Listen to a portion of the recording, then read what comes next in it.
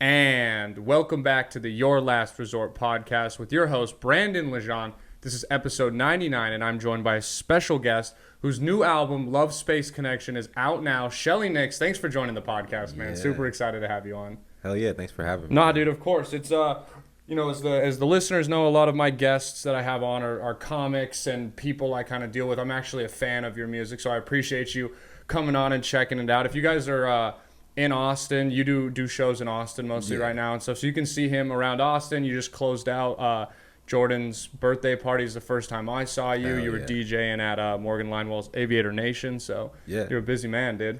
Yeah, I've been trying to I've always just tried to stay busy, man. I kind of like get really cracked out on just like doing things. Yeah, you know, like hyper focused almost. Yeah. And of course, it's all about doing what makes you happy, right? But not even but. But no, I like to dip into a bunch of different things, man. Like as you can see, I was DJing. I make music. I do a little bit of camera work.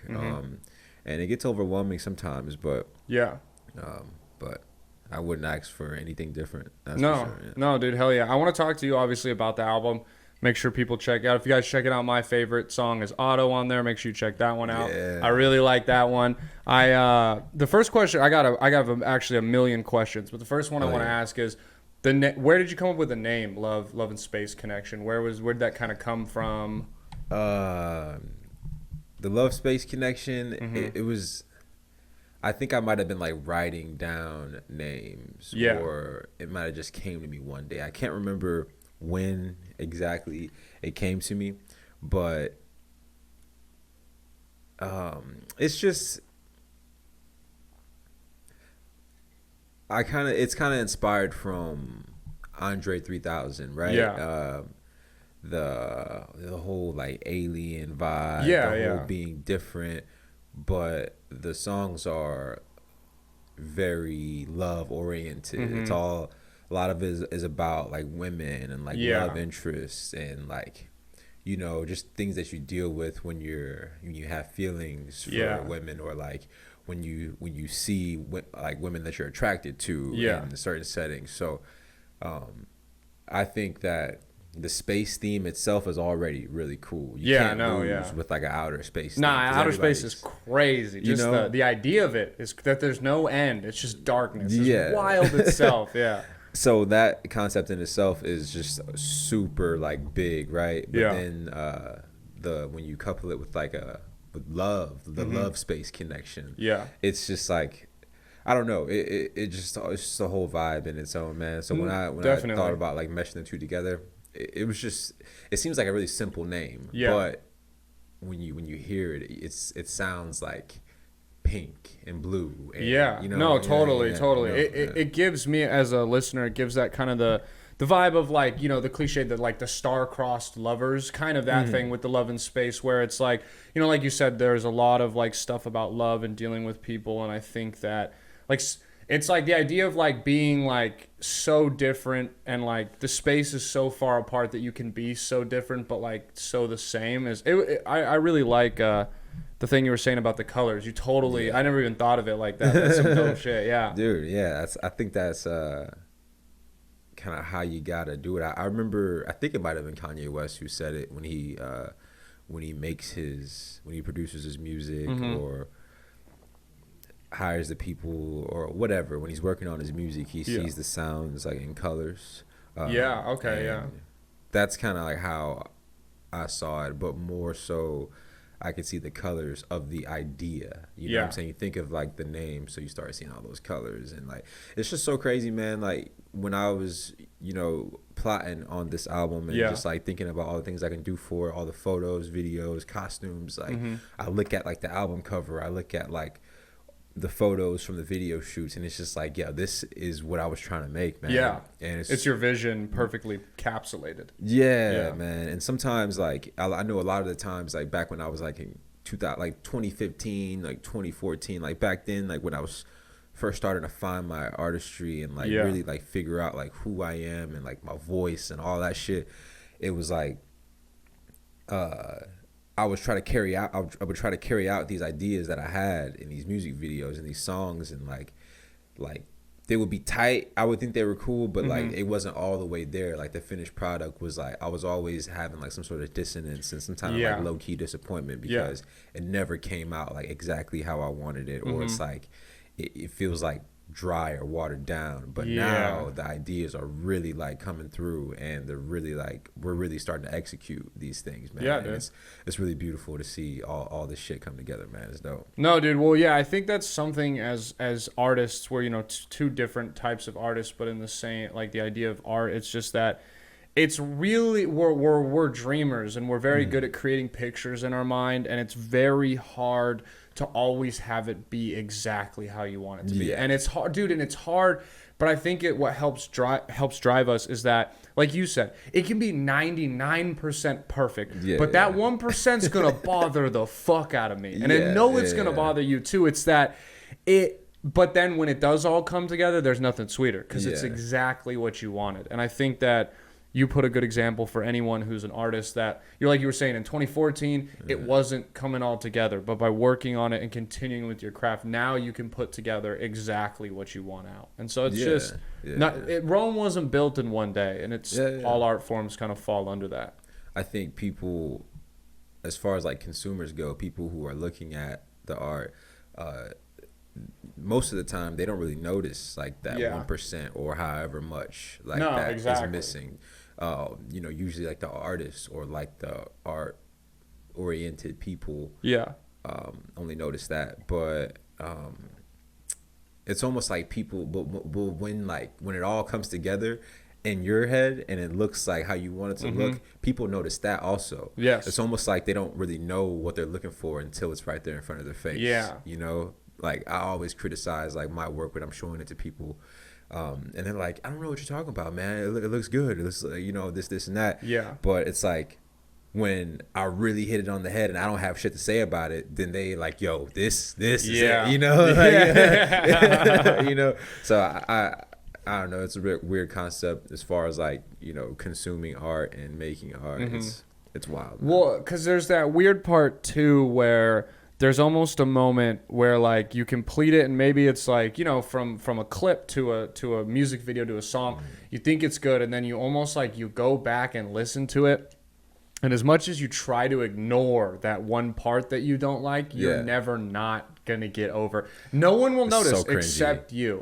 But it's the worst. It eats you like, alive, dude. I feel like I'm like just obligated to tell everyone too, because I know they don't see it. You know what I'm saying? Like, yo, that part right there, I fucking hate it. Bro. It's terrible. It sounds like you're being like so self-deprecating, you know, but it's like the feeling is just so cringe, man. You know.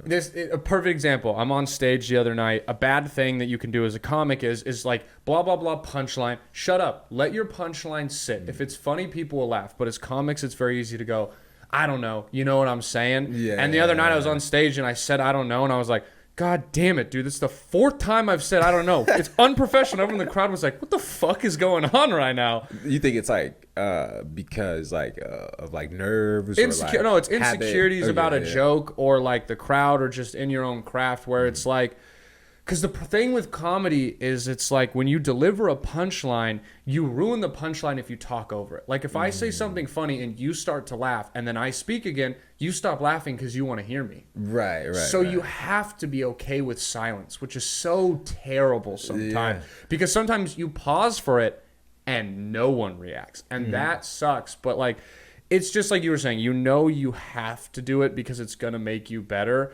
Because then when I listen back and there's a punchline and I say something funny and they start to laugh, and then I'm like, I don't know. And then it kills the laughter. I'm like, dude, you ruined that for yourself. And so, I totally know what you mean.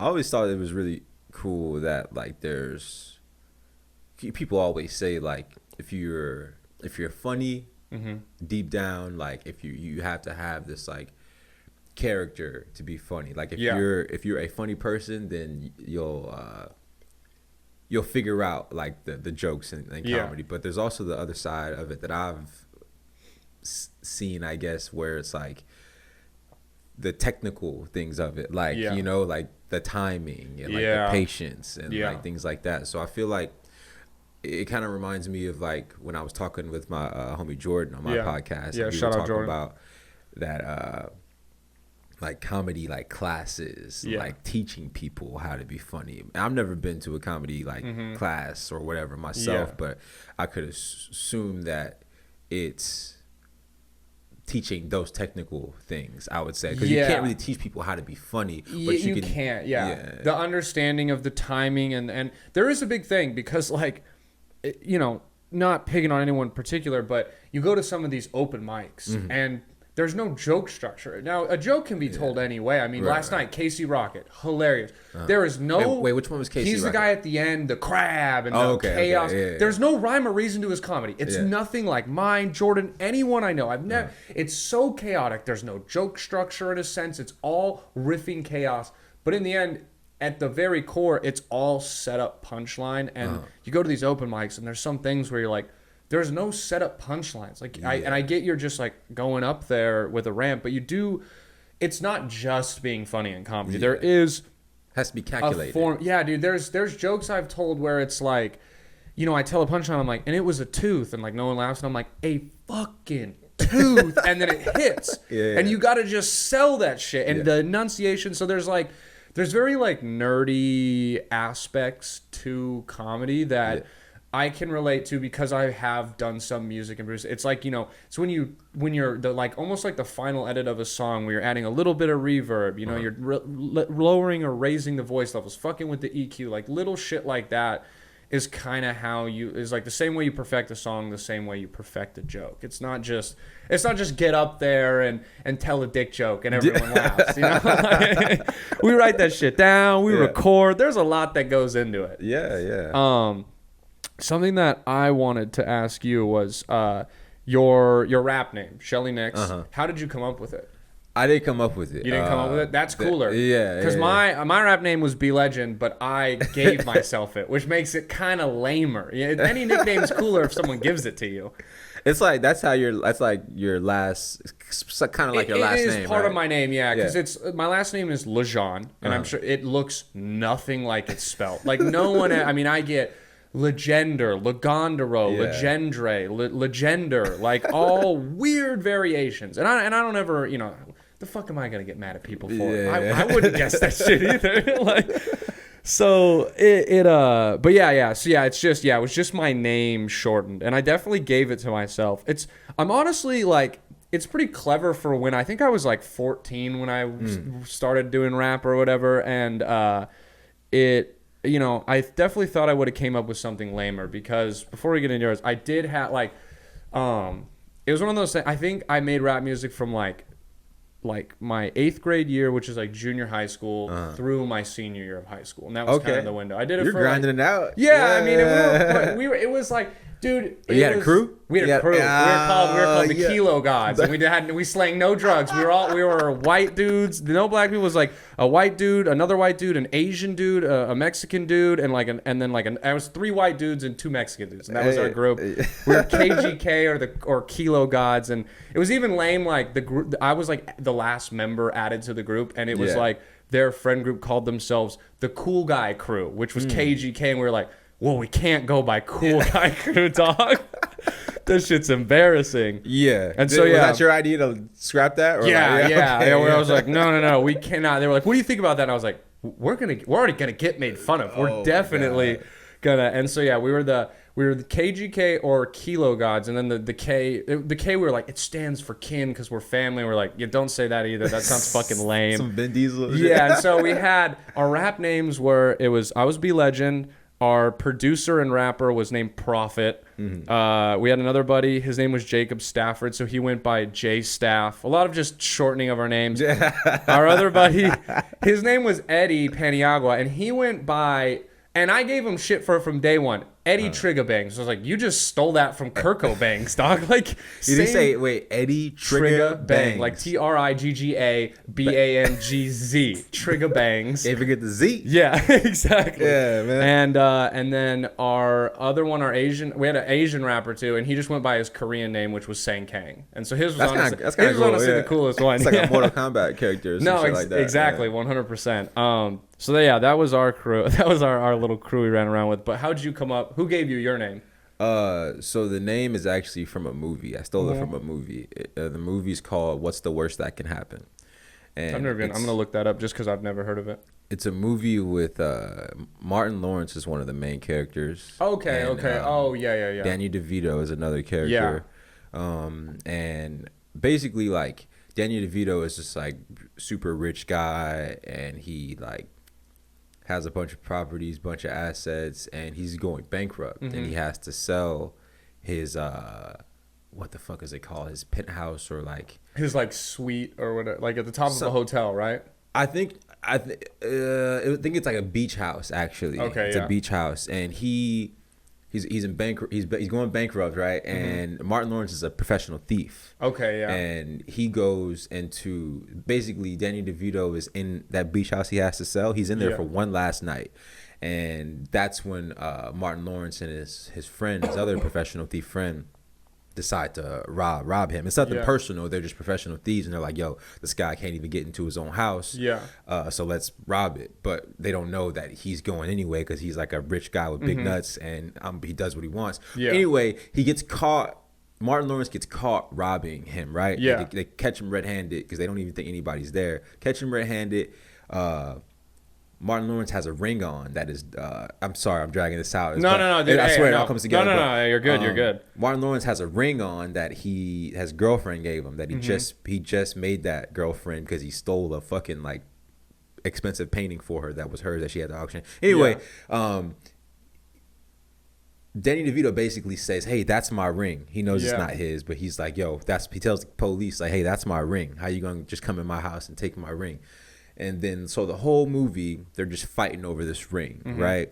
And Shelly Nix is like the computer hacker that helps Martin Lawrence track down Danny DeVito, like where he is, and you know he hacks into his shit. So I thought that was a really cool character. Yeah, and I made a song called Shelly Nix, right? And my friend Ben, he was producing for me at the time. He was like all whacked out on acid. He was just making this beat on his like HP on Fruity Loops, right? Yeah. And I'm like, yo, this is fucking crazy, man. Like, yo, we should call it this. This song just reminds me of the name Shelly Nix. He's like, yo, we're calling this song Shelly Nix. And then we put out that project, and then from then on, it started like growing on me, because I didn't really have a rap name I was going by. Yeah. My real name is Lamel Bivens. Okay. That's my name. But so I was kind of just going by that, and then my friends just started calling me Shelly. Like my friends that I was hanging out with at the time, my crew, they just started calling me Shelly, and so I kind of just grew into that and just started like proclaiming myself as Shelly Nix. I kind of like the name. No, it's being called Shelly. It's kind of like a cool. It almost like sounds Italian. Yeah, I want to.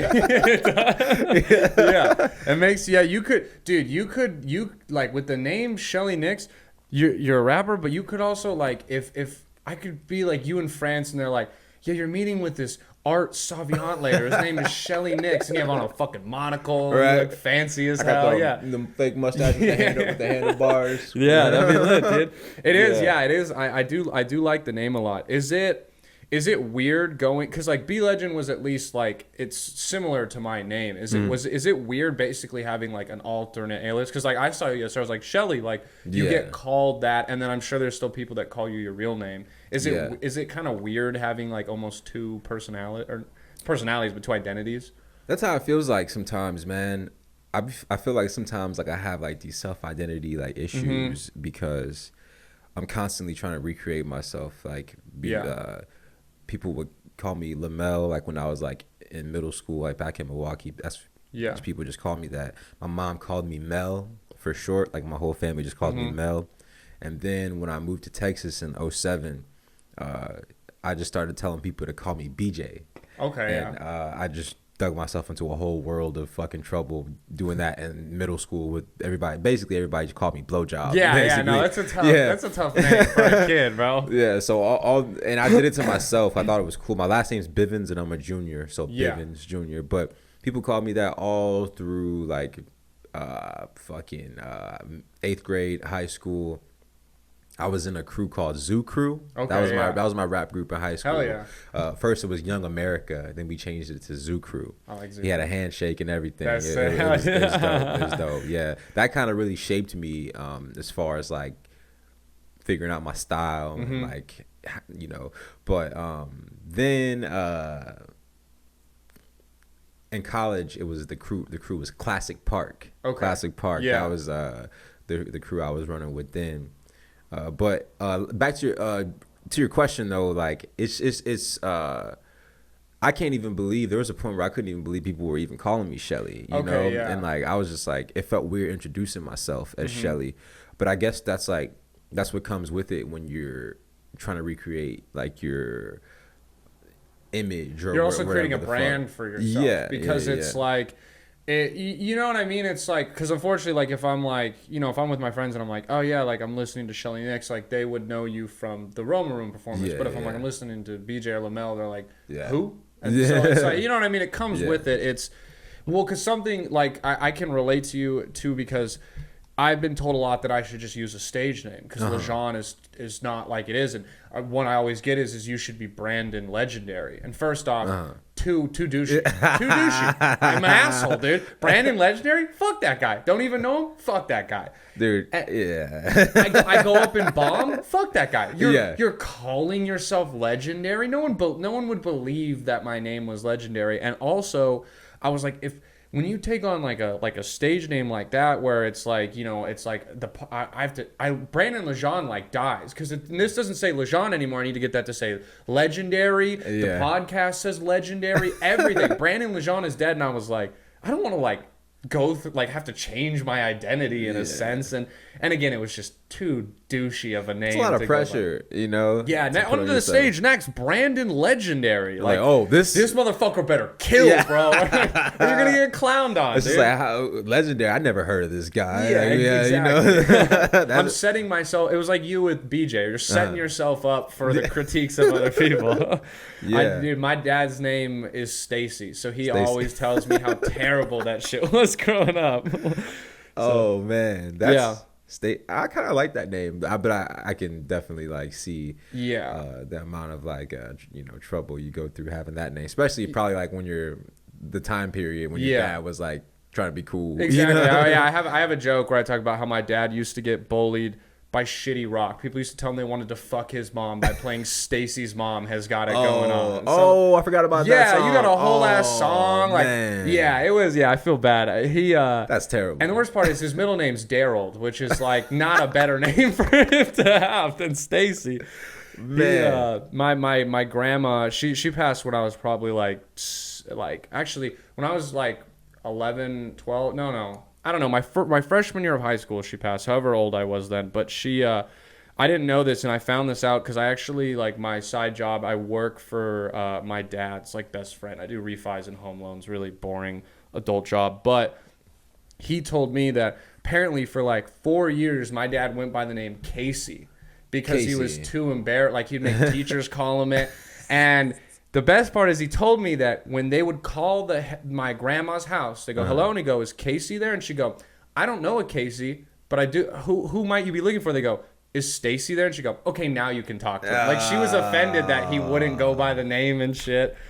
My grandma was crazy, but what was the? Oh, sorry, dude. I just got mad lost in my own train of thought. It's the years of football and CTE catching up to me. Dude, I feel like I have like a permanent injury in my shoulder from football, man. What position did you play? I played running back. Okay. Oh yeah. That's I think in all my years of football, that's the only position I never played was running back. I ran the gambit of all kinds, but running back was never a position. They were like, you're not a running back ever. Well, I tried to, like, when I first started, I was playing free safety. And this is like ninth grade when like football is actually starting to get serious. Yeah, totally. You know, but I feel like free safety is just way harder, man. Like, they really were like hard. There's like a lot of like pre-snap like things you gotta like look at, and like, you know, if this receiver's over here, then you go here. If we're doing this, then you gotta go. Yeah, you roll in and out of coverages and alignments. Yeah, it's very complicated. I wasn't like getting it, you know. So running back is just like, hey, you're either gonna, when the ball snap, you're gonna go run here and block this guy, or you're gonna get the ball and run through this hole. It just seemed way simpler to me. Yeah, I get what you mean. There's people kind of think that defense in football is like you line up and you tackle the guy. Dude, when I watch football, like I can look at formations and be like, they're gonna run one of these like 5 plays because I played at like the highest level, so I understand it. Because it's not like defenses, you're all just guessing. So you have so like there's so much studying of like they line up like this. There's like these 5 plays they can run. This means this, different coverages and hiding it, and it's very it's not as easy as where like. Offense is confusing, but with a running back, there's like the 1 through 6 hole and like the 2 through 9 hole, and you're like, you just got to know numbers. It's a little bit simpler than the defensive Your side. assignment's like way more clear. Yeah, you're getting the ball or you're not getting the ball. Yeah. So it's like it's way more like predictable. Yeah, I would say and a lot of like defense is like right place, right time. Too, definitely. So so much, there's a lot of like luck and definitely just you come off and the ball's right there. Or it works out for you. Yeah, definitely shit like that. Yeah. On the new album, do you have a personal favorite song? I was curious. Which one is it? Yeah, man. I'm always scared to say, but I think my favorite song is probably Catastrophe. That's a great one. Yeah, I do enjoy that one. Yeah. It's like it's my Sir Mix-a-Lot. I like big bucks and I cannot lie. Yeah. It's type of song, I do not. Yeah, that's a good way to describe it. I do like it. That one's catchy. I really like. Oh man, I'm so sorry. I'm gonna forget the name. There's one called Spaceship? Yes, there's one called Spaceship. I love that one. Yeah. Yeah, man. My friend Alex. She said, "Can I ride with you?" Yeah, that one's good. It's really forcing me to really try to use my voice, like manipulate my voice and really like use it when I perform live. Because I do have like a little like, pitch assistance, like pitch correction, but still, man, you gotta like really like sing it. You gotta be able to harmonize and keep it like, and it's what you're not giving yourself a ton of credit because you still have to keep that pitch when you harmonize with the beat on like in live performances and stuff. So yeah. Spaceship is cool though. That's one of the earlier songs that I made. The oldest song on the project is probably Jamie Foxx Freestyle. Okay, It's like the first like actual song, but it's track 2. Yeah. But Spaceship, man, like my homie Alex, he made that beat right in front of me, and I kind of sat with it for like a couple weeks, and then I was like, all right, man, I got a song to this. Sent it back to him, and then he was like, oh, okay, this is really cool. I like what you did with it. And then I showed it to one of my friends, and they were like, you should, because Alex made this beat really quick. It was like, in a matter of like 20-30 minutes.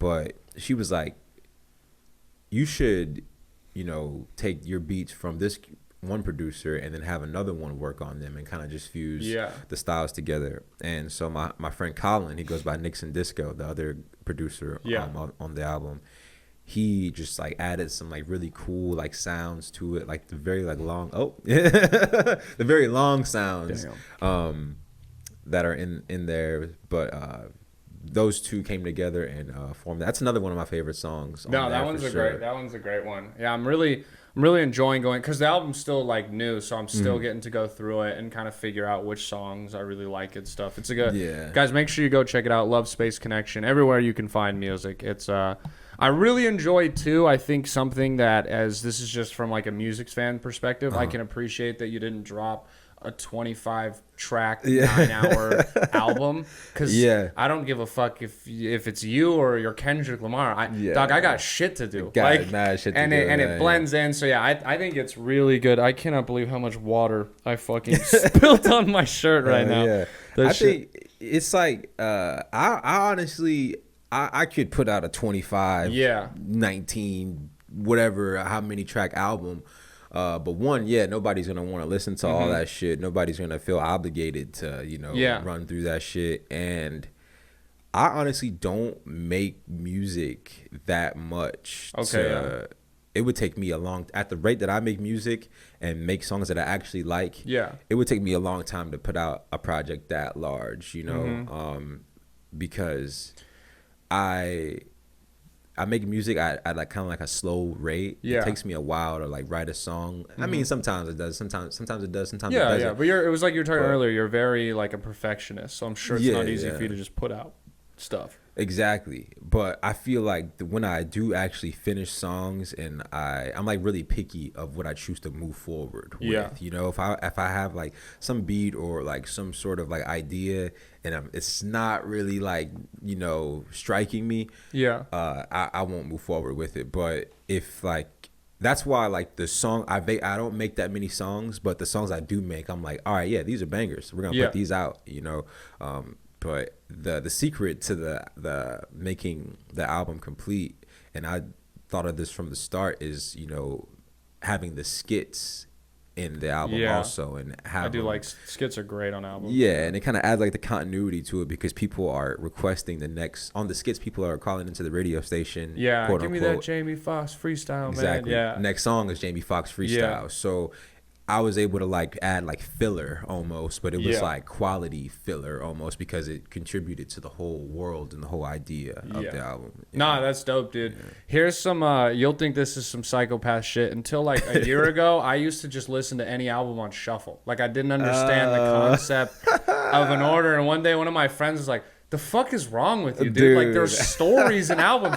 You just listen to new albums on shuffle? I'm like, yes, is that what you're supposed to? Like, no, you fucking idiot. Listen to it in order. They're telling you stories and there's messages. And I started doing that. I was like, wow, this is pretty cool, man. Yeah, it's funny that you say that, because on my Apple Music, it has, sometimes it'll have like it automatically set to shuffle. Yeah. So I forget what album it was. I think it might have been like, I don't know, but it came out a while ago, and my homie Alex, he produced half the album. Yeah, he's like, you listen to that new so and so? Yeah, I'm like, yeah, I'm on like track whatever, or I don't know. Somehow what I said revealed that I was listening to it on shuffle, and he was like, dude, you're fucking lame, bro. You listening to it on shuffle, bro? So I feel you, man. I made the same mistake, man, but it's kind of hard for me to run albums all the way through, man. I don't know if it's attention span. No, or it's the what, same way. You know? Well, because it's a chunk of time that it's where with the like when if it's the first time I'm checking out albums, I listen to it through. Like, I was listening to your music earlier today, and I shuffled it because I've listened to the album through a couple times. I understand like in some sense the message and idea you're going for, and now it's like I just want to give songs a fair shot, because if I turn on the album at the start every time, you know, 18 minutes in, I might always end up having some shit to do, and then I miss the last song or two, and those don't get, you know, there's always those albums that if you listen too much in order, one day you put it on shuffle and like song, you know, 15 comes on, you're like, yo, this is a good song. I've never even heard this shit, dog. It hides from you and stuff. So for sure, I totally get what you mean. And I guess I do when I do listen to albums all the way through. I'm not always like listening to it for like the collective idea or like the big experience. Sometimes I'm just trying to find that one song that I really fuck with. You know? Of course, there's that too. Of course, yes. Because no matter how much you like an artist, whether it's your favorite artist or a new artist you check out, even like, because like my favorite album of all time is Good Kid, Mad City by Kendrick Lamar. It just means so much to me. It came out when I was in high school, shaped my youth, all that kinds of stuff. There's still songs that are like, I'm like, these are way better than that one, and I have favorite songs, and there's songs that I skip always and stuff. So it's just like, no matter how much you like an artist, if they're considered the greatest of all time or brand new, there's just gonna be songs on the album that are better, that just hit different, that slap, that are those every time I get in a car, I gotta turn this on type of song. And what are some of your favorite songs off Good Kid, Mad City? Money Trees is my favorite rap song, my favorite song of all time. I was cleaning my room to that song, and you know what? That's the shit. Like when you're like listening to some shit on shuffle, I think it was on a playlist though. Yeah. But when I was in college, I was cleaning my room, and that song came on, and I had that moment like, hey, this song is pretty fucking good. My memory, driving down PCH to go camping with like some of my best friends. Like, you know, we're in the car, that song comes on. So I love when music creates like a time-stamped memory for you. And so, yeah, Money Trees is my favorite on that album, just because it's my...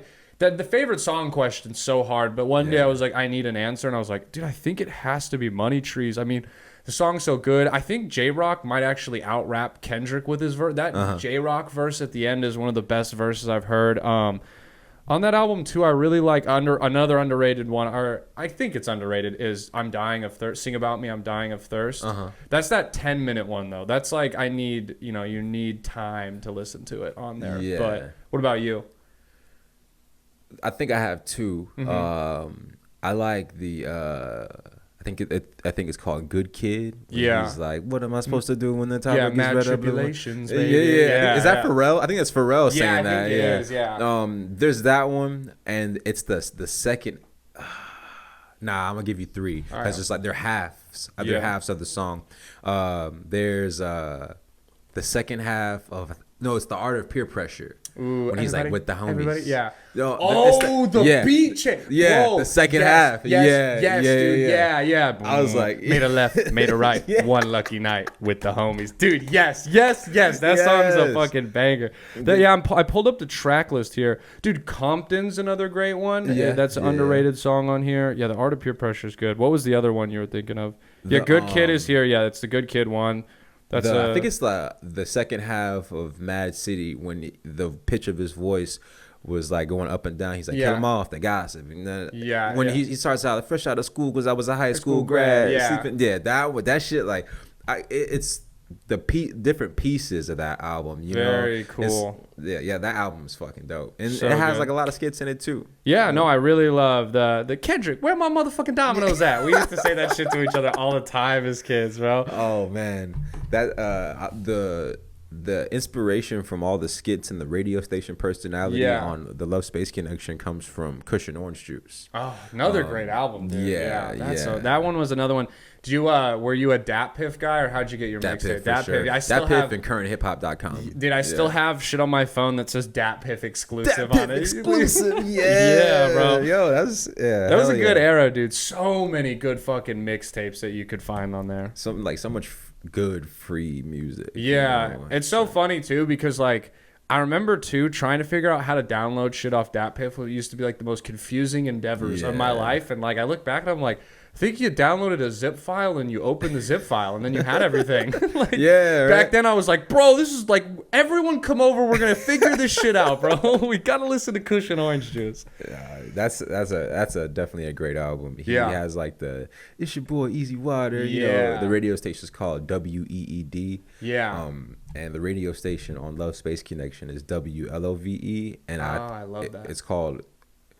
I kind of like thought it stood for With Love. You know, it's kind of like, I don't know. That's just one of those little like fun facts about the album because I don't think anybody's pointed that out to me. I didn't. I wouldn't have known it. That's really cool. It kind of just flows really well. So it's kind of like one ear, not the other thing, you know? Cause like the radio station personality is supposed to be saying things like this, so you're not really thinking much of it. No, exactly. I like when I made music, my like signature thing was I'd put a movie clip, like a movie clip at the start of it. So like one of the songs I'll show you is like I think with a clip is from like Step Brothers, like I want to get a Range Rover, I want to get ass, like and just like I'd put like random stuff like that. So I know what you mean.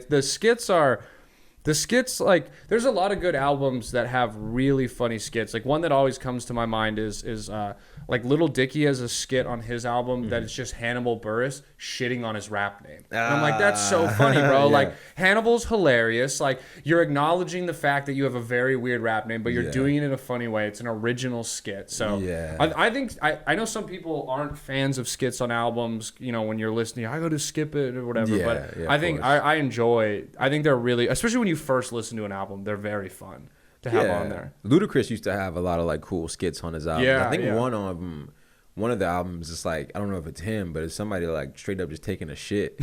Eminem used to have skits of dudes like sucking dick. Like the skit would be like, it's like called Ken fucking played that at work last 2 weeks ago. I was like, yo, what the fuck, bro? Like, I had to delete that shit off my library. It's like, you enjoying this right now, bro? Come on, man. Yeah, there's like a guy, you're like, what the fuck, dude? Man. Yeah, no, that shit's tragic. All right, dude, it's time. I want you to hear. Oh, shit. Shit better not be wet. Yeah. All right.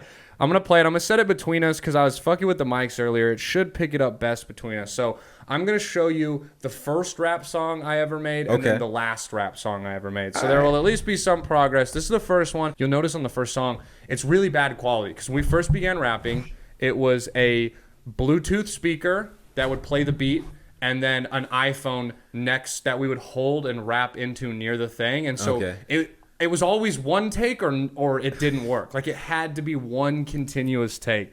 Dude, okay, before we start, I can definitely relate, bro. Okay, yeah. There's like I had this in my mind on the way over here because I knew we somehow get to talking about this. So our setup, like this is back like maybe 8th, 9th, 10th grade when first started like recording music, putting it out. But there's a Mountain Dew bottle, right? There's a Mountain Dew bottle. And then we put the computer mic, like the like the mic you use on like Yahoo Messenger, and shit like that.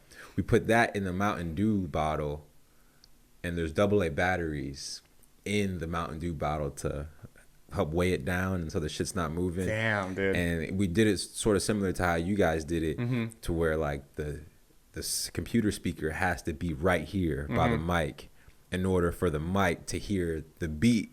Yeah. And then we're like taking turns coming up to it and shit. Like, so if like one of us messes up, it's all over. You know dude, that's exactly how it was. And I'm sure like, cause we went through a process of it was like, dude, shout out my parents because they were cool. We had like at my parents' house they have a bonus room, which is just it's one singular upstairs room and that's it. Nice. They were like, yo, use it for your studio, do whatever you guys want. Yeah. We were recording till like 4 a.m. Like, fuck it. Yeah, they didn't give a fuck. They were awesome. I think for Christmas, like, the next year I got like a microphone and then like a mixer and shit like that. So they were super cool. But dude, that's the thing is I swear we would have put out more songs in our career, but dude, we couldn't figure out stuff because like after the first couple songs, we figured out how to like bootleg FL Studio onto a laptop. Okay. Nice. But then we had to learn as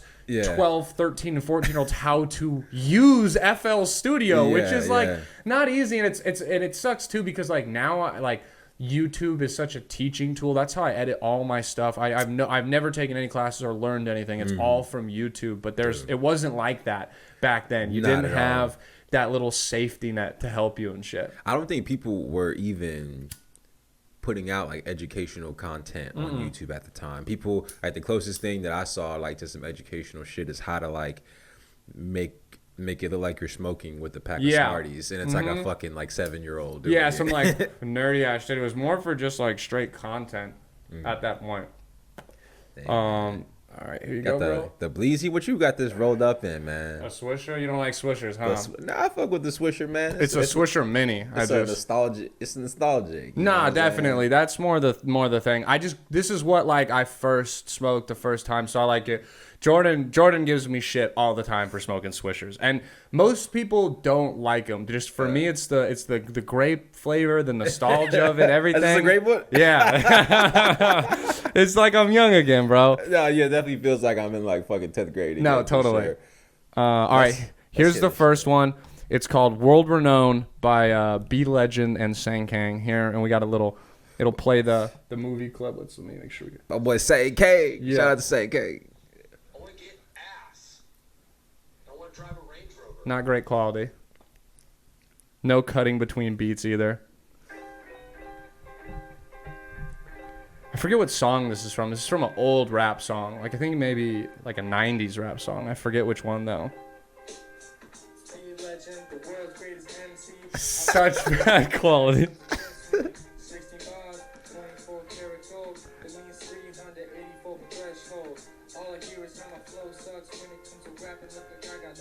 Yeah, bro.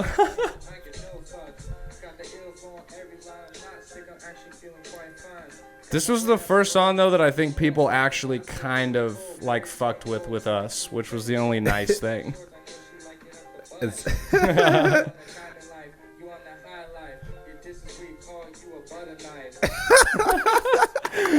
Yeah, bro. So that was the first song I put out. I think at one point I say, your girl's rocking the white shorts, so I know she likes it up the butt, is one of the bars that I had. Hey. I remember my mom got mad as fuck at me for saying that in a song. Yeah, I mean, shit, to be talking about, I know mom wants to hear the song talking about anal sex, right? Yeah, no. But I feel like that definitely adds up. White shorts, anal sex. No, yeah, bro, look that shit up on Urban Dictionary. Yeah, right? I'm making that up. I feel like, yeah, for sure. The white shorts definitely equates to some sort of strange, risky, promiscuous activity. No, definitely. The first line I say in that song is it's "Be Legend, the world's greatest MC." And my friends still to this day will be like, oh, when I like show up somewhere, like, dude, it's Be Legend, the world's greatest fucking loser. Like, it's just, I get fucking clowned onto that shit to this day. Dude, the amount of like, confidence and the aspiration for like a kid to just even say those words. Yeah. It's impressive, man. Thanks, dude. It's kind of hard for me to hate on something like that when you say like that was the first song I ever made, because of course it sounds shitty. Yeah. And it's like the nuts haven't dropped yet. You know what I'm saying? Bro, I think I'm like 14 maybe. The delivery is like, but man, it just takes me. It's honestly like the flow is there. Thanks, the flow is there. I'm gonna clip that just for myself, and when I'm sad, I'm gonna play. I'll be like, I could have been a rapper, dude. He said I got the flow. That'll be my credits. All right, this one was the very last song that I ever rapped on. This was okay. Oh, cool. It has. Oh yeah, first song was 8 years ago. Okay. And then this one is 4 years ago, and this one still on SoundCloud. Still on SoundCloud. Damn. Yeah. Anyone can find these if they really wish to. This one is by my boy Eddie Triggerbangs featuring Sang Kang and Be Legend, and it's called Lit, and it was just a song about getting... This is a great picture. This will be between us. This is us at like a party junior year. We're fucked up. For some reason, I'm throwing up the West Side gang sign, bro. Here. Look how crazy. That's like our crew right there. Damn. Yeah, dude. Which one are you? I'm the dude in the corner throwing up the gang sign. Oh. Yeah, my white ass is going West Side, bro. West Side? Yeah, so that was us. Yeah, that's literally like, so that guy, the guy next to me, that's Sang Kang. That's Eddie Triggerbangs in the front. That's Prophet, our producer, and another. He's actually good. Like, if we got a second, I'll show you his verse from another song, and I think you'll fuck with it. And then the only black guy in the picture did not ever rap with us, and he would always tell us how terrible our shit was. But he was probably the best friend that we had, because he was the only real one with us. He's like, bro, y'all, it's just, Here's the thing. As much as I like to joke about it and stuff, dude, it was probably some of the funnest years of my life with doing it with my friends. And as much as, like, dude, I get it, like, we were kind of a joke. People also... Like, they can act like it. People also thought it was so cool that we made rap music. And people also did fuck with some of our music. Like, at least in the high school, our other high school people. Was this in California? Mm-hmm. Dude, I feel like during that time, well, what year? 2012 or 2011 through, like, 2016.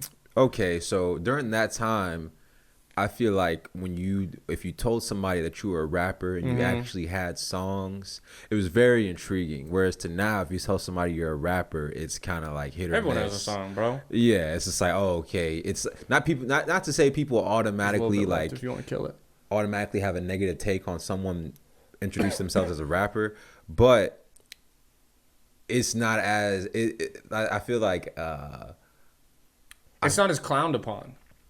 Yeah, I feel like... it's more clowned upon now. Because you're right, because there was okay, before we play the last song, dude, I had the most unhealthy obsession with Eminem as like a young, like, teen. So okay, dude, going into 7th grade, I never like rap music was not a thing that existed to me. To me, like I knew about rap music, but I remember I would just say like regurgitated comments from like my parents, just a bunch of people making up hip hop, hibbity hibbity hop hop, but don't stop, like just fucking I don't know what the fuck I'm talking about. Yeah. And I remember I was walking to junior high, or maybe even skateboarding, and I would skate by this kid every day, and his ringtone was, "Oh, there goes gravity. Oh, there goes rabbit." And I would hear it all the time, bro. He'd be playing it and one day I stopped and I was like, "Dude, what is that?" And he's like, "It's called Lose Yourself by Eminem." And bro, dog, it got to the point. Listen to this. All of 8th grade, I would wear every day a hoodie with over-the-ear headphones and a beanie. Literally the picture of 8 Mile. Like the cover of the movie, I would wear Be that. Rabbit, but be legend. Yes, dude. And I would miss rides from parents so I could walk home on the train tracks and listen to music. God. Bro, get the fuck out of here. You fucking emo ass. I know, bro. I was being a sad boy with rap music somehow. Oh my god, that's so cool, bro. That's the cool. Honestly, I it's goofy, but hey, man, I think I enjoyed his music to like the fullest extent possible. You were like trying to live it. You know what I'm saying? I took the bus home one time so I could sit on the bus, bro. I grew up in a very like rich white neighborhood in Orange County, California. No one took the bus, and I was like, I gotta take the bus like Eminem. Lean your head on the window and shit. Yeah, bro. I stole a vape pen from Rite Aid, and I'd leave to school early so I could smoke it on the train tracks, and I'd meet kids in the bathroom and we'd hand it under stalls. Like your backpack was like the trash bag. Yeah, bro. I had one strap only, even though my shoulders were sore as fuck. Dude, no, that song was pretty captivating. Yeah, I was when I was like probably like 12 years old. Eminem was my favorite rapper. How old am I? 28. Okay, I'm 24. So we're not that far. We're one little jump above me. But dude, Lose Yourself, like that shit lit a fire inside of me, bro. Yeah, for sure. There was like these like random like dudes that came to our elementary school. It was like a bald black dude and then like a weird white dude who looked like Vanilla Ice, bro. It was weird. He had like a short blonde cut. It was, I don't know, bro. They were like telling us like I think they were motivational speakers. That's what they were, motivational speakers. And they like performed that song. They performed "Lose Yourself" by Eminem, bro, and like fucking like fourth grade me is like fucking nuts, lit, bro. Man. Like I was like, damn, man. Yeah. But nah, that I just wanted to express my love for that song also. And, dude. I just got so obsessed with Eminem that like I've listened to every song that he's ever put out, and like at this point in my life, if Eminem comes on, I'm like, dude, please skip it. Like, I've listened to I think I've listened to at least like 20 more years of my life of Eminem. Like I think like 50, I'll be like, I can listen to, I'm not burnt out on Eminem, because it was like every day, all day type of thing for me, and this is a very long-winded way to just, you were saying where like, you know, it was a real thing if you had music, because all of 7th and 8th grade, I was like, I'm a rapper, and people were like, he's a rapper, but like I like would rap battle a kid at school or something, and I would like, I would like post raps on Facebook, but just like a written rap, like a poem. I post a poem on Facebook. I knew niggas that did that. For sure. And I would do shit like that, but so then when we actually had music, like there was people who were like, oh, I'm a rapper, but like never hopped on a track. So I know what you mean. People gave us respect because we just kind of put stuff out. I feel like people still have that, but it's not as much same, anymore. Dude. It's not the same. Well, dude, think about this. Everyone has GarageBand on their iPhone. Dude, if we could, you couldn't make a high quality, but we could make a song right now with that GarageBand app if you want it in the most simple form. So it's like out in the middle of the fucking woods type shit. Exactly. You don't need no soundproof. There's like, you just put like noise cancel on the sound, and you're good. You know, you're decent quality. You're all right. So yeah, people like it was cool. What sucks is like we did it. We never performed ever. We just made songs, and people would like play them at a party or something, and we'd like sing along. But like never did I ever rock a mic on stage or anything like that. Y'all were like the guys though, because like, you know, kids in school like that who are, you know, I feel like even just people in general, this is why like people have, no matter if it's like a big respect or a small respect, they have like some sort of like respect for like rappers and people who create that kind of art, because like a lot of people can't even fathom of like putting themselves out there. No, totally. Like that, you know, like they just like, I don't know, bro. People like, when people see other people like getting out of their comfort zone and do like putting themselves out there, and like even like when you're like spitting these like corny raps and like, but you can kind of, you're like still a kid, and people can kind of tell that you're nervous, and they're like, damn, I can't even imagine like how nervous I would be if I, you know what I'm saying, like people like, I don't know, I'm kind of rambling, but I know what you mean. Because we also like, we took our fair share of getting just shit on by people. Like there was like a rap group that was like 3 years older than us that went to the same high school, and they were like, y'all are clowns, your shit is they were like, we do not fuck with you, like you're an embarrassment. Like, so like they weren't like the cool older brother, like they were the assholes. So like we had rap beef. I had rap beef with someone, and I won that shit because he put out a track, and then I put out a track, and then he never made a rap song ever again. So I won that shit. I'm taking that to my grave that I have won rap beef, bro. Bro, let me talk about. I want to talk about my rap. Please, like please, in high school, bro. Yes. And I really want to hear your song too, though. I can't wait to hear this last. Song. But okay, so this is like my I'm about to be a senior, right? And this is like the summer before that. Yeah. Okay, so these guys, the older guys, they're like a grade above me, maybe 2 grades above me.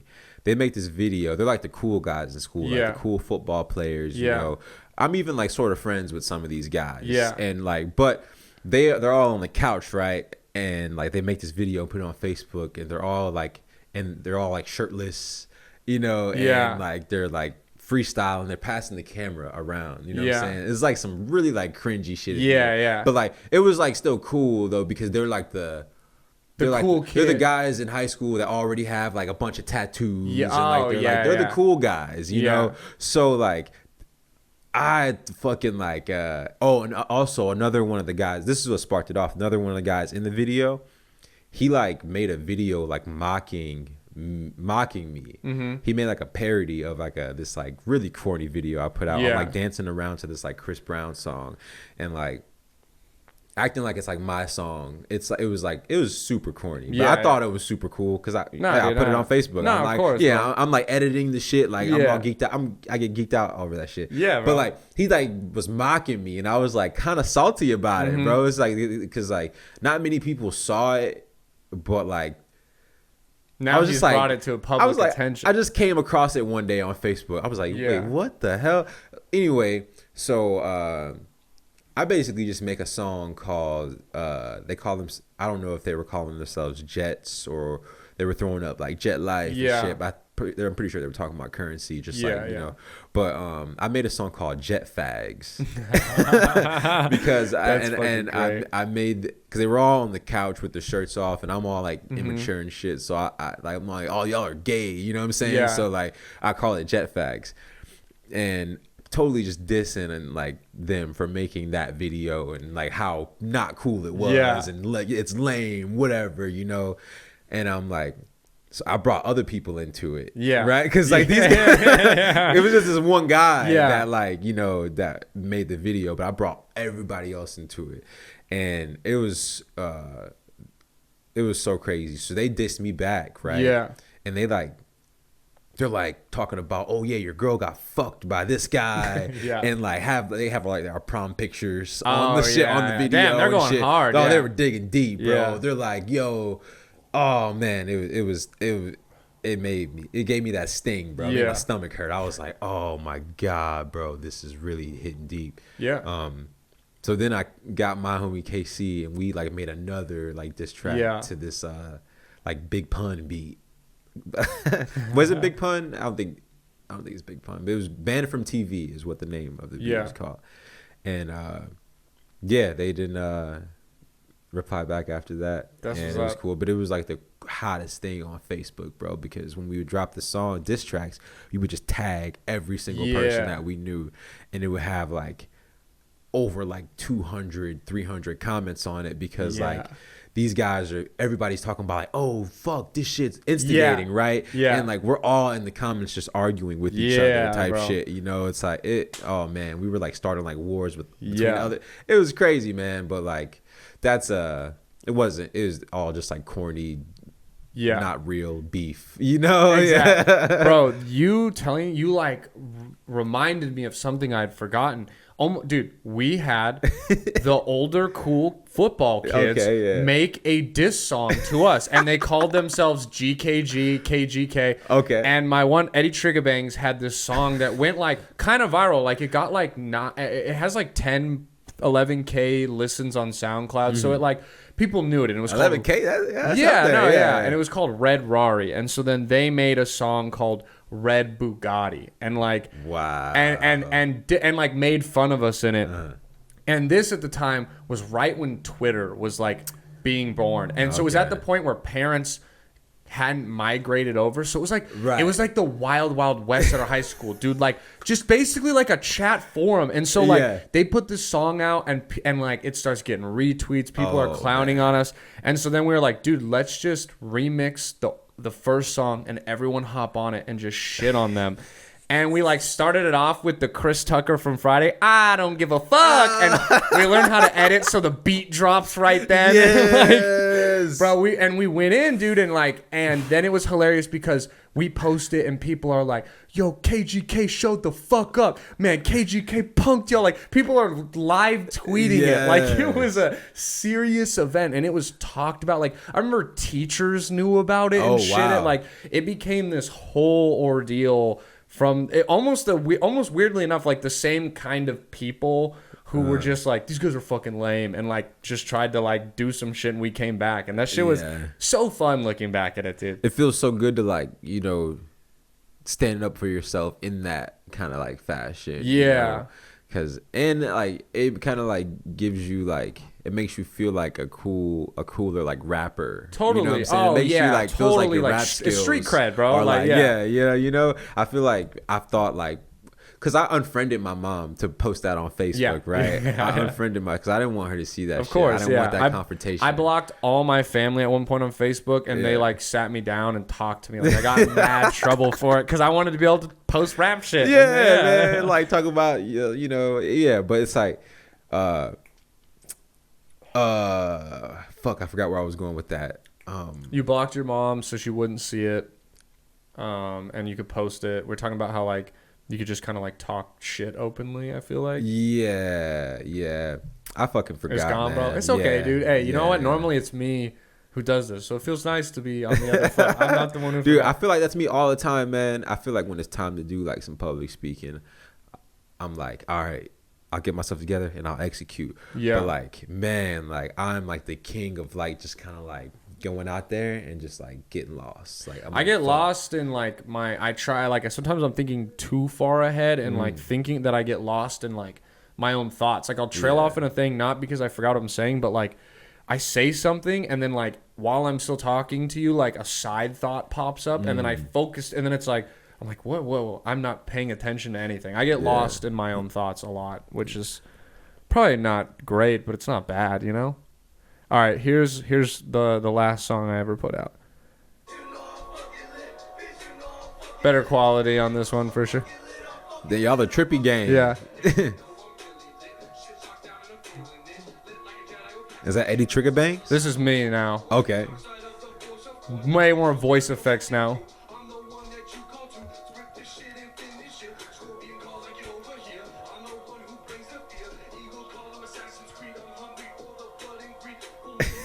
Damn, the blood and greed. Yeah.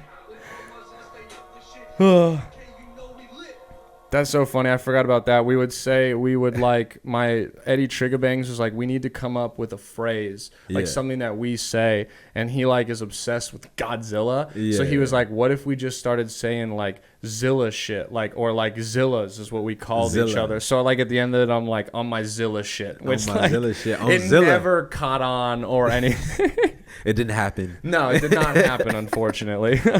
Damn, that song kind of course, it sounds like some like Juicy J, like definitely some like Taylor Gang, Juicy J, like Neo Juicy J type shit. We're really obsessed too with, and like I definitely hear it now. Is we like, you ever listen to Sesh Hollow Water Boys? Oh yeah, like I like Bones. Bones goes hard, bro. Oh, dude. Oh, I got to see them in concert on like a Halloween show, and it was fucking that awesome. Sounds spooky as they all came. It was the whole group, Sesh Hollow. It was good, dude, because they don't do shit together no more, right? Chris Travis went solo, I think.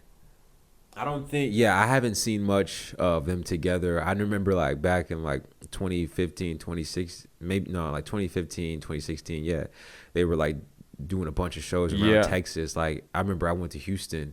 And the guys that worked at the venue, they were like, yeah, them Sesh Hollow Water Boys, they fucking stomped the hole in the stage and they fucking broke. We would mosh to it. Like, it would get crazy. I loved Eddie Baker, too. Like, he was one of my, dude, that shit. We were obsessed with them. Those are like some like BMX dudes, huh? Like, definitely. It was all just so new to me. Like, just like that style. I mean, besides like good, like pump up, like hype music type is their kind of brand. So we would just, we were all sports guys. So it was, we liked songs that we could listen to while working out and, before games and shit like that. Definitely. Dude. All right. We got, okay. I wrote this down, and I have it in my notes where I write podcast ideas, and I can't remember if I wrote this down for you or another guest, because all I wrote down was, what the fuck is a tostada burrito? Were you making a tostada burrito the other day? Oh, man. Because that shit looked good, and I needed you to explain it. Okay, so it was you. Bro. Fuck yes. So I think this is something that they have always like served at Taco Bell. Yeah. I think it's like called the Crunch Wrap Supreme. Oh yeah. Or it's just it's a Crunch Wrap, bro. Okay. So yeah. you get the biggest tortillas you can find in HEB, and then we were using, I think, like Gardein or some shit like that. We were using some like fake meat because we don't eat meat. Yeah. But we eat fish though. But yeah, we put the Beyond Meat on the tortilla, Beyond Meat, whatever the fuck you use, the meat, and then you put the cheese, then you put the tostada on top. Tostada is significantly smaller than the big tortilla, right? So it's just a small circle that sits in the middle. Yeah. On the top, you know, my girl put like beans on top of her tostada, but I wasn't really feeling that. You put avocado, and then you get the onions, the tomatoes, a little hot sauce, you know what I'm saying? You know, maybe you can lift the tostada up, put some hot sauce on there, you know what I'm saying? And then you fold the fucking the tortilla around the tostada. You slap it on the fucking stove, and then it just seals. Damn. I guess, yeah, it just seals up, cooks up. Good as you fuck. Flip it, and then, man, it's most amazing arrangement of bread, cheese, and meat that I've ever like. Nah, that shit looked, because when I was prepping last night for the episode, I was like, I feel like it was he put this on his story. I was like, he's either gonna be like yeah, or I was like, he's gonna be like, I don't know what the fuck you're talking about, dude. And I had to know, I had to ask that. Dude, we're gonna wrap the podcast up here in a second, but we do some would you rathers here normally on the podcast. So man, I want to have you answer a few would you rathers here with me. Okay. All right. The first one is, would you rather have your hair color change every time you sneeze, or every time you cough you change gender? So, I mean, I guess if you, like, with the cough, I feel like, you know, you can cough whenever, so you have a little more control of it. The change... Sometimes you don't, though. Yeah, exactly. What if you're, like, in the middle of a performance, you cough real quick, and now you're, like... Because I don't know what the dynamics would be of, like, so if I cough, am I a 6'3", 200-pound woman, or do I shrink slightly? Yeah, Let's say you just... I don't know. Okay, maybe this isn't a good one then. I think, off top though, I think that every time I sneeze, hair color change. Yeah. For sure. Because, I don't know, I feel like I'm a pretty handsome guy. And I feel like... Hell yeah, dude. My hair color doesn't really have much control over... Well, I'm gonna throw you a point for my... See, I think you... could wear blue hair a lot better than I could. Yeah. You know, like, I think you look cool and approachable with blue hair. I look scary and murderous, like a school shooter. You know, it depends on what kind of blue. You know what I'm saying? Yeah, I guess. If you got like a little like a dark navy blue to where it almost looks like black. I could be all right. Yeah, but if you got like a this color, like periwinkle blue, like, battery charged blue type shit. Bro, Sonic. I look like Sonic the Hedgehog. Sonic the school shooter, dude. You might be in a little trouble there, bro. Yeah. I think I'll go with the hair for sure. I think the hair would be also, if you think, I know like the thing with the cough is you can control, like you can forcefully cough.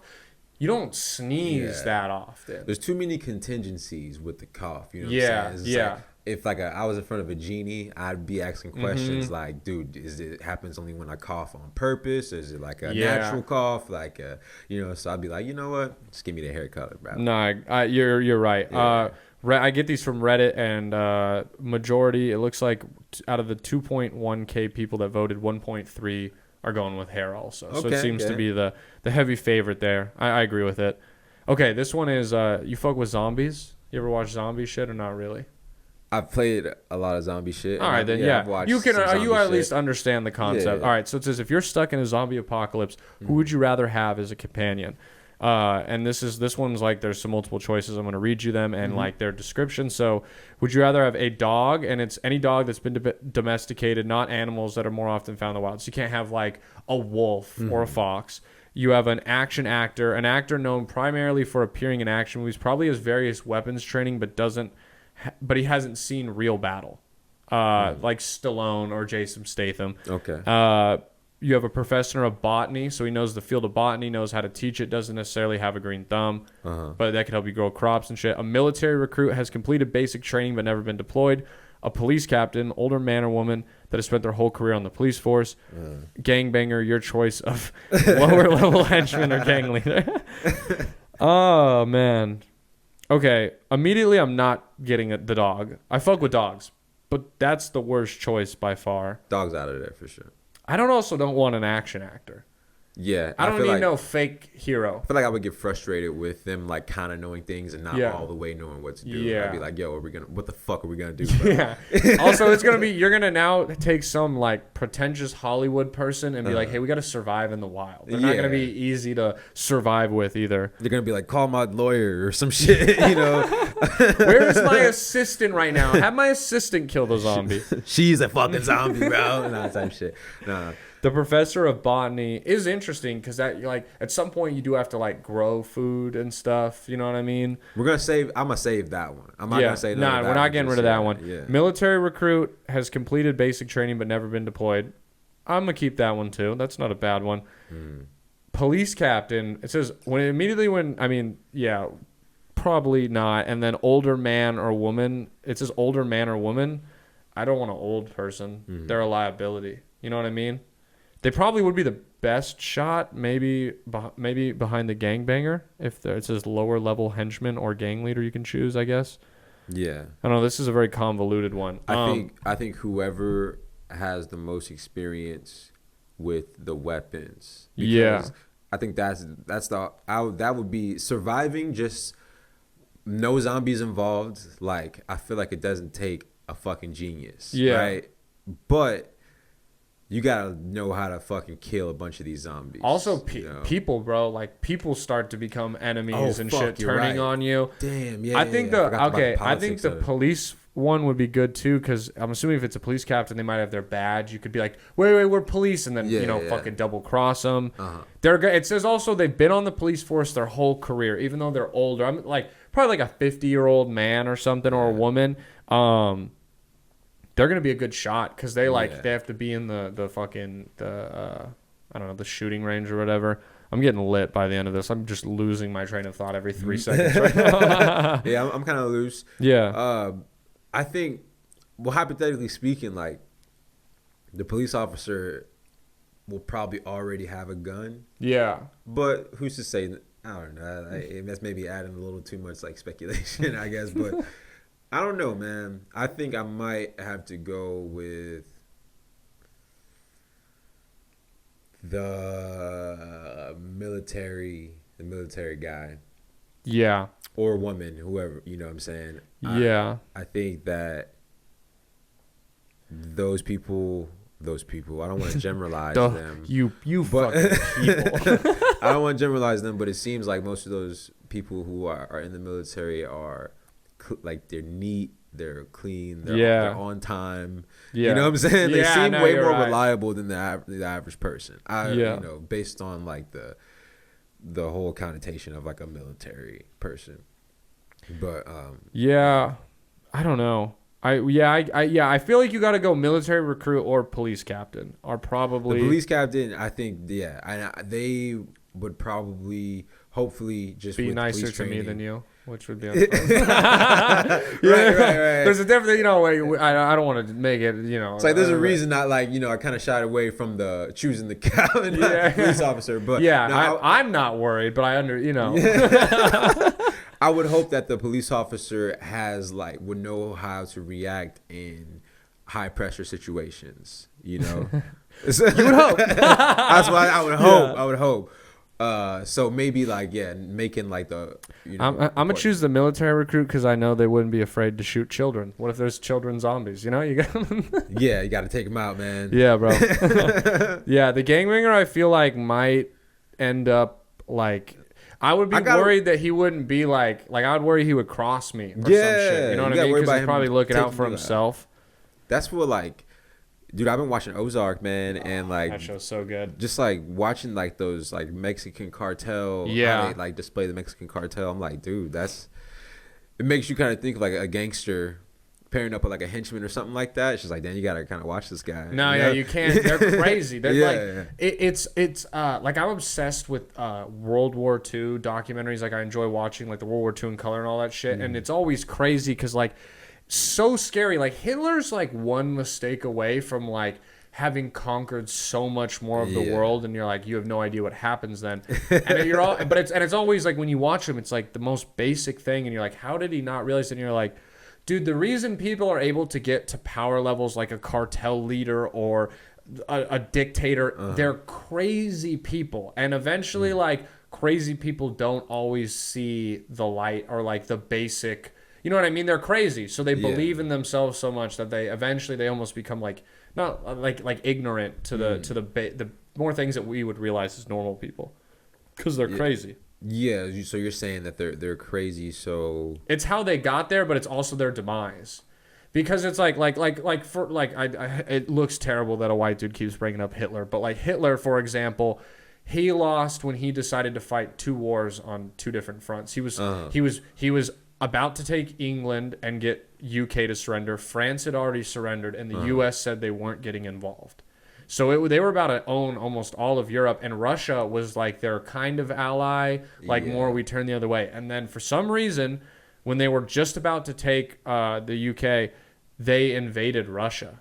And Russia was like, what the fuck? And then they fucked up Russia, and they retreated, and then they like froze to death in the Siberian desert and died. And then they lost the war because he did that. But if he just is like, keep Russia as friends, he could then finish that war and then completely attack Russia and probably taken over all of Europe. But it's like the craziness that helped him become a dictator. Like you have to be crazy to get to that level.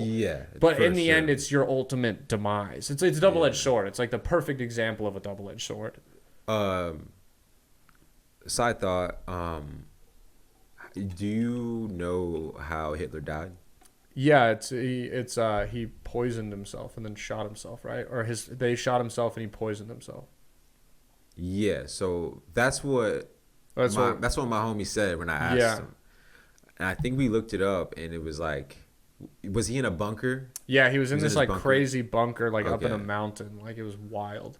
Okay. Yeah, maybe that. There's a lot of speculation though that that's not how he died. Yeah. Like here, I'll Google how did Hitler die because you were saying something weird came up when you and your friend looked it up, because says he committed suicide is what you first pull up, and this is on the museum. But I've heard other things that there's like some people believe that he didn't die, but yeah, it's looking like it says he swallowed cyanide capsules in a Berlin bunker, and then and then the Nazi dictator shot himself before like the poison killed himself.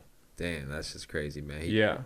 He must have been fucking tweaking, man. Nah, hey, another thing that like, because I watch so many of these, like the crazy thing is they say that Hitler was so wild because he would take basically every morning like a cocktail, and it was basically like a meth, like a synthesized meth and heroin cocktail. So he wouldn't drink or like smoke, but he was basically on meth and heroin like every day, sipping it, yeah, basically. Like they basically such a weird way to get high, but it was like his like pep cocktail, because the same thing with the Nazi troops did this is just now turned into like a World War II podcast, but they did this thing called Blitzkrieg, where they like, I've heard of super fast. They took France in 7 days, and it was like unheard of. And they did it because every soldier were given these capsules that was just methadone, which is like synthesized meth, and they were all a mess. So they were like, we don't need to fucking sleep, go. And the French were like, what the fuck? And they were just, and that's why the soldiers went like crazy in the end and shit.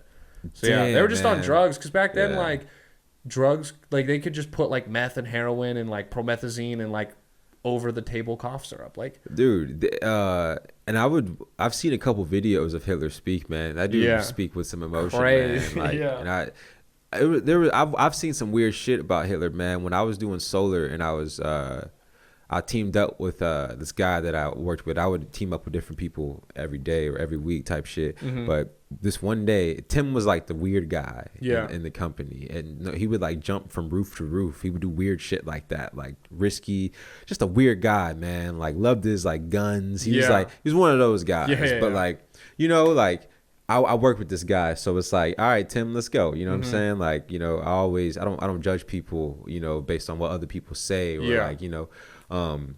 And I think Tim's a cool guy. I don't really know him so well, but this guy fucking did some real weird shit. You think it's weird how we just started talking about Hitler, and you think it's weird that you're a white guy talking about Hitler, but this guy, he fucking like pulls up a documentary. We have to drive to New Braunfels, so it's about like an hour drive. Yeah. So he pulls up a video on the way there, just puts his phone up on the fucking dashboard. It's a fucking long ass documentary about how Hitler is the man. Oh, like, and it's crazy, bro. It's so crazy, but it was all broken down, bro. It was like a whole documentary about how like all the good things that this guy has done, and I was like, dude, how does that exist? I was blown away, bro. I was like, yo, like, first of all, it's just like I'm looking at this guy weird because like it's like, dude, why are you trying to like sell Hitler to me right now? You know? But and I just got to talking to him about it, and I don't know, they were talking about all the things that he had done for Germany, and like, I don't know, it was crazy. I can't remember any of the details of it, but it was very pro-Hitler. And it almost made sense, but it's just like, no matter how much sense it was making, I was just like, nah, bro. It's not. You're not. Because it's like, you sit there and you're like, okay. And then someone whispers in your ear, like, he killed 12 million Jewish people. Exactly, like, oh, bro. Yeah, you're a piece of shit. I was like, also, all this shit you talking about, like, yeah, man. I think, like, no matter how much good you do for your community and all that shit, if you're, like, really sick in the head and you're, like, fucking doing like genocidal shit, like none of that shit matters. That's not fucking, because you weren't making your community better, you were making like your community better of what you accept in your community. He wasn't making a better Germany, he was making a better white blonde Germany. Exactly. There's a difference. For sure. Yeah, exactly. And dude, this is a fun episode. I want to give you a second before we wrap here to plug your plug anything, any shows, your album, all that, where people can find you. The floor is yours. Fuck yeah, man. You know, it's your boy Shelly Knicks. You can find me on Twitter at Shelly Knicks TV. Knicks is spelled Knicks, like the New York Knicks. Shelly Knicks TV, Instagram Shelly Knicks. Go stream the Love Space Connection. It's fucking great. I got a lot of more stuff coming forward too. I got some shows coming up for South by. Fuck with me, South by. And I'll be posting the schedule on all my social media. Y'all fuck with me, man. Peace. Loose Cannon Podcast coming soon also. Hell yeah. Yeah, guys, check out all his stuff. All the links to his Instagram, his YouTube page are in the bio if you have trouble finding it or if you're lazy like me. Guys, any shows I have coming up, by the time this is out on the 27th, if you're in Houston, I'm doing the Look But Don't Touch comedy. And then on March 2nd in Austin, I'll be doing Thrive comedy. Gonna have some more dates coming up. Other than that, guys, first off, thank you so much for doing the podcast. This is a blast. Episode 99, guys. Next one will be episode 100. It's going to be a great episode. We're going to have 3 guests. They're all people who have been on before, but you guys will enjoy it. If this is your first time listening or your 99th time listening, I appreciate you. And most importantly, thank you for letting us be your last resort. See ya. This has been a Your Last Resort production.